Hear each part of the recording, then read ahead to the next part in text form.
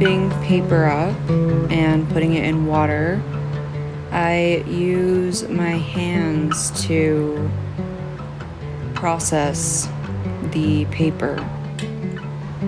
I had a lot of ideas for how to add color, and my first idea was to use these petals, which didn't work super great.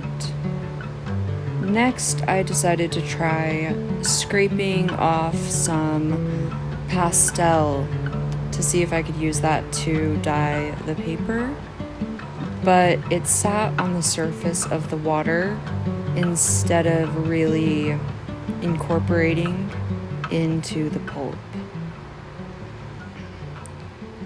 So I decided it might work better if I color with pastel onto paper and then rip that paper up into the water.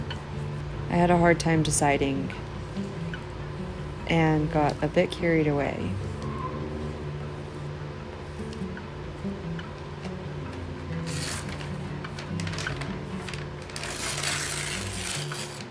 That worked a little bit better. You can see that I ended up having some color that was adhered to the pulp.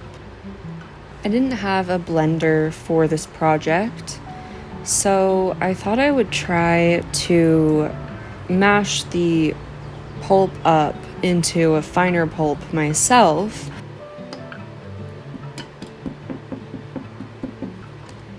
Because I had gotten a little bit carried away with my pastel color choices, I decided to come back in and try and achieve a more unified overall color.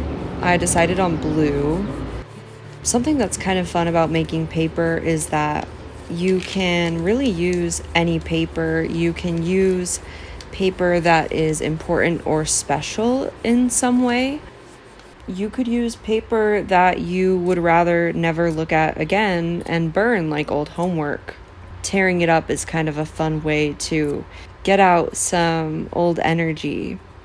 Even if you just recycled all of your paper yesterday before you thought to do this, you do not need to go get new printer paper in order to make paper.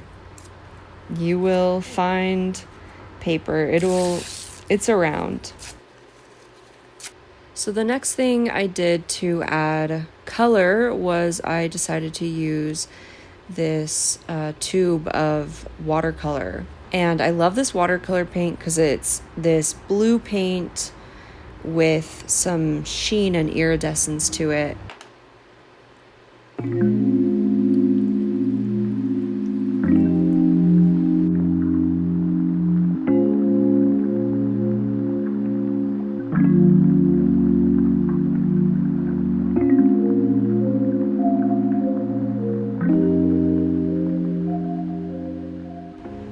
So I ended up blending my paper pulp in my normal blender. I didn't thrift a blender. I tried to find one, but I just didn't want to wait to find one. I didn't want to spend a lot of money. I washed this immediately after blending the pulp. Hopefully it's okay. So I put the pulp in a bowl, and then I decided to take this pair of tights and wrap it. I thrifted 2 picture frames that were the exact same, and a stapler, just a normal stapler, not like a staple gun or anything. I stapled the tights around one of the picture frames.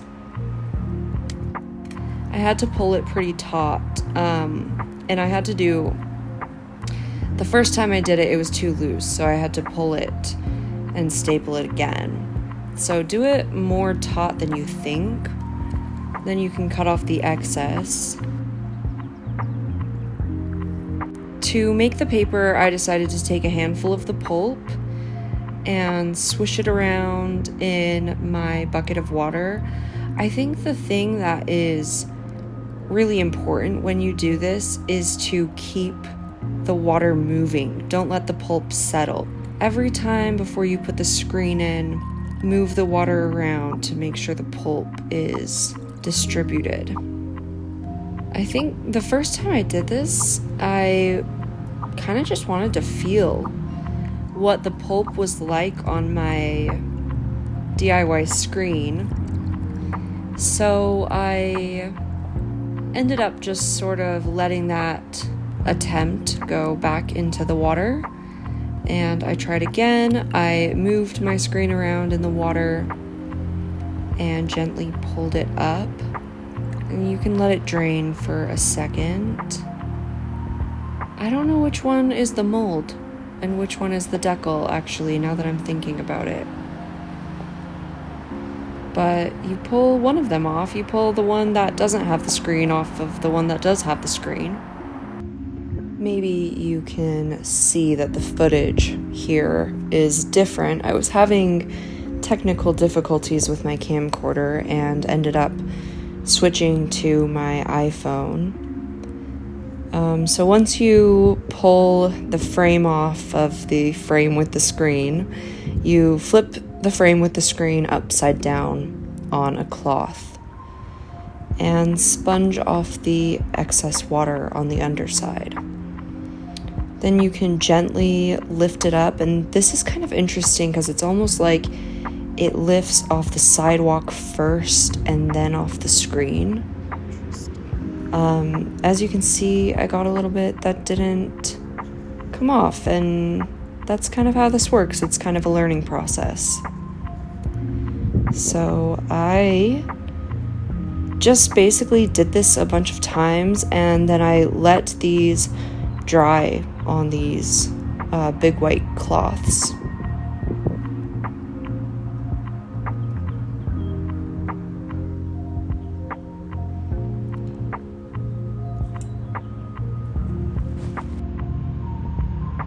"24 hours later, and they are ready to be taken off the cloths. The way I kind of did this was just by not only tugging on the edge of the paper, but tugging on the fabric itself really helps separate the fabric from the paper, especially on the thinner, more delicate papers. You can kind of press your hand underneath the fabric, and if you manipulate the fabric, the paper will just naturally begin to separate from it. And then once you get an entire edge separated, it's pretty safe to gently peel away from the fabric and peel off your piece of paper. This one's really cool because I double layered it, which just gives you so many different kinds of ideas about all of the things you could try. You could do one and then put some petals between it and then put another layer of the pulp screen on top of it. One of my papers got like a little insect stuck in it, which was like kind of cool. It was like a tiny little fly. Some of them got little pieces of grass stuck in them. One thing I was excited about was that the sparkle from the watercolor paint came through in the final product. This that I'm showing you right now is 2 of my papers sewn together into a card for someone, for my sister. And the paper has to be pretty strong to write on. A lot of my papers turned out really thin. I'm not entirely sure what I'm going to do with them yet, but I really adore them. I'm excited to keep experimenting with it too. You can see the texture in my final product is due to the texture of the cloth I laid my papers on to dry. In the future, I might use something with a more uniform weave, less wrinkle, in order to achieve a more refined end product. But it was so fun to try, and I'm definitely gonna try it again.